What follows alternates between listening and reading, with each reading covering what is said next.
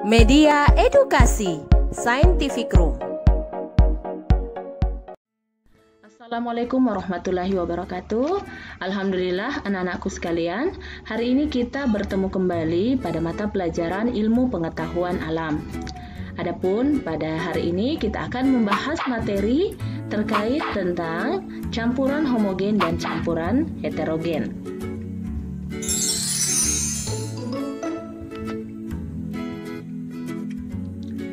Sebelumnya kita sudah membahas tentang unsur dan senyawa, dan pada kesempatan kali ini kita akan mempelajari lebih dalam lagi tentang apa itu campuran.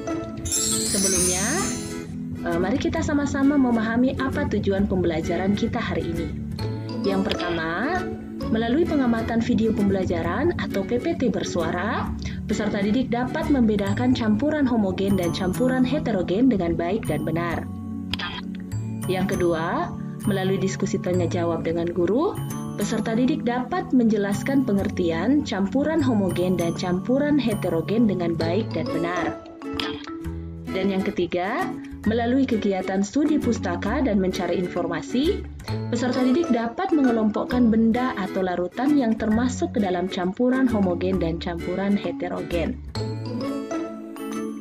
Nah, tentu kita jadi penasaran, apa sih sebenarnya campuran itu? Nah, campuran adalah materi yang terdiri atas dua macam zat atau lebih dan masih memiliki sifat-sifat zat asalnya. Artinya, pada campuran, karakteristik zat penyusunnya masih nampak, ya. Kemudian campuran dapat tersusun atas beberapa unsur ataupun senyawa. Artinya, campuran bisa saja tersusun dari penggabungan dari beberapa unsur, penggabungan dari unsur dan senyawa, atau penggabungan antara senyawa dengan senyawa. Kemudian, komponen-komponen penyusun suatu campuran itu dapat dipisahkan berdasarkan sifat fisika zat penyusunnya. Contohnya, bisa dipisahkan berdasarkan ukuran partikelnya atau berdasarkan titik didihnya dan lain-lain. Nah, terkait dengan pemisahan campuran ini nanti akan kita bahas di pertemuan selanjutnya. Campuran terbagi atas dua jenis, yaitu campuran homogen dan campuran heterogen.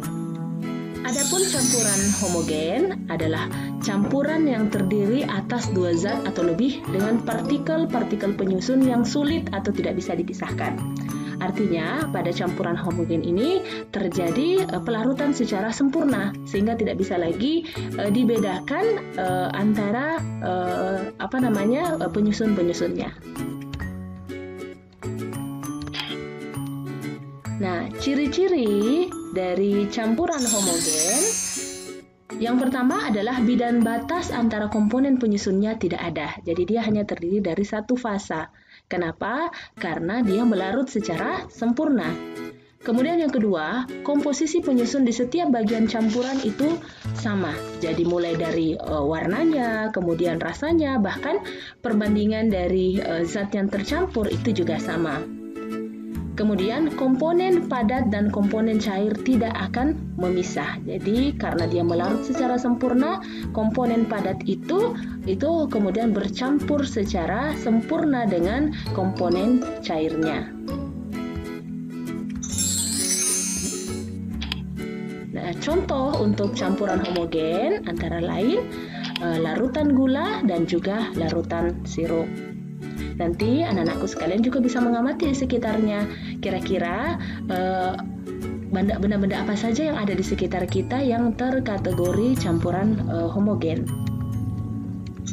Selanjutnya, campuran heterogen. Campuran heterogen adalah campuran yang tersusun dari dua macam zat atau lebih dengan partikel penyusun yang masih dapat dibedakan satu sama lain. Artinya dia tidak terlarut secara sempurna. Masih bisa kita bedakan masing-masing dari penyusunnya. Ciri-cirinya, yang pertama, bidang batas antara komponen penyusun itu tampak nyata. Jadi dia terdiri dari dua fasa, ya, seperti itu. Kemudian yang kedua, komposisi komponen penyusun di setiap bagian campuran itu tidak sama. jadi dia tidak terlarut secara sempurna. Kemudian komponen padat dan komponen cair itu akan memisah sendiri. Jadi pada campuran heterogen ya bisa jadi kita akan menemukan endapan-endapan pada bagian bawah dari larutan tersebut. Nah, contoh campuran heterogen misalnya campuran antara air dan susu, kemudian campuran antara air dan minyak. Nah, selanjutnya pada campuran juga kita kenal istilah larutan, koloid, dan suspensi.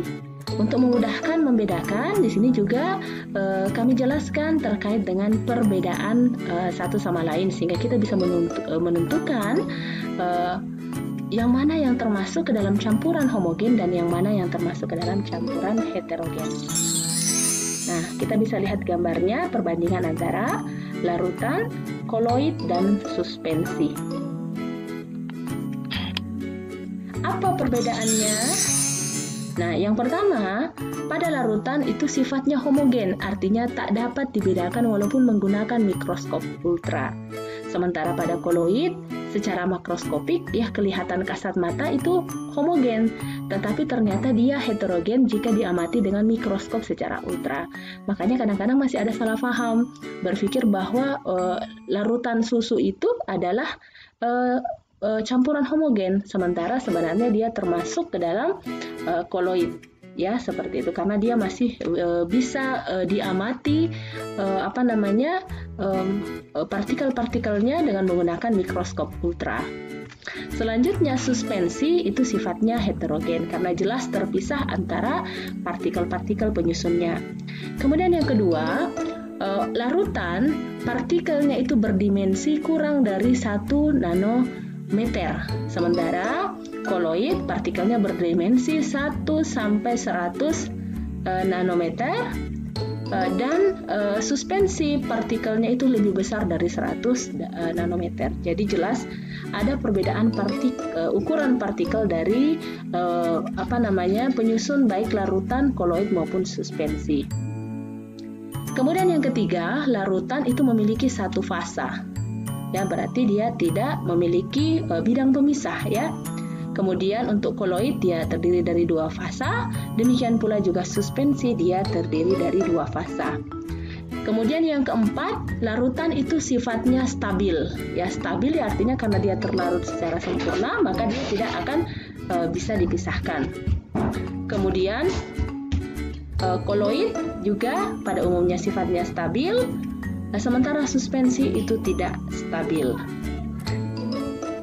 Yang kelima, larutan itu tidak dapat disaring. Sementara koloid itu tidak dapat disaring kecuali dengan penyaringan ultra. Sementara suspensi itu dapat disaring. Contoh-contohnya di sini ada ya. Untuk larutan, contohnya larutan gula, larutan garam. Koloid contohnya susu ya. Kemudian suspensi contohnya air sungai yang keruh. Ya, demikian sedikit pengantar untuk hari ini. Mudah-mudahan kita ada gambaran terkait dengan campuran homogen dan campuran heterogen. Anak-anak sekalian juga bisa mengamati benda-benda yang ada di sekitar kita, kira-kira yang mana yang termasuk larutan atau campuran homogen dan campuran heterogen. Nah, selanjutnya mari kita diskusikan bersama-sama menurut anak-anakku sekalian, apakah udara termasuk campuran dan apa alasannya? Nah, silahkan kirimkan jawaban kalian melalui WA group dan kita diskusikan bersama sebelum kita masuk ke kegiatan inti. Demikian pengantar dari saya. Wassalamualaikum warahmatullahi wabarakatuh.